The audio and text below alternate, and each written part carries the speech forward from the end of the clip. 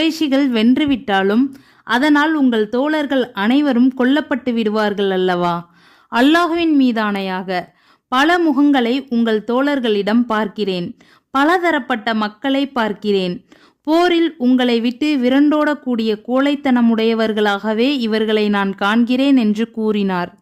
இதை கேட்டவுடன் அபூபக்கர் அலி அவரை கேவலமாக திட்டிவிட்டு, நாங்கள் இறை தூதரை விட்டு ஓடிவிடுவோமா என்று கோபமாக கேட்டார்கள். அபூபக்கர் அலி உர்வாவிற்கு உதவி செய்தவராக இருந்ததால் அவர் அபூபக்கருக்கு எதிராக எதையும் கூறவில்லை. பிறகு உர்வா நபித்தோழர்களை கூர்ந்து பார்த்தார். அவர்களுடைய நற்பண்புகளையும் கட்டுப்பாட்டையும் சகோதரத்துவத்தையும் பார்த்துவிட்டு தன் சமூகத்தாரிடம் சென்று, என் சமுதாயத்தாரே, நான் பல அரசர்களிடம் தூதுக்குழுவில் ஒருவனாகச் சென்றுள்ளேன். ரோமாபுரி மன்னன் சீசரிடமும் பாரசீக மன்னன் இஸ்ராவிடமும்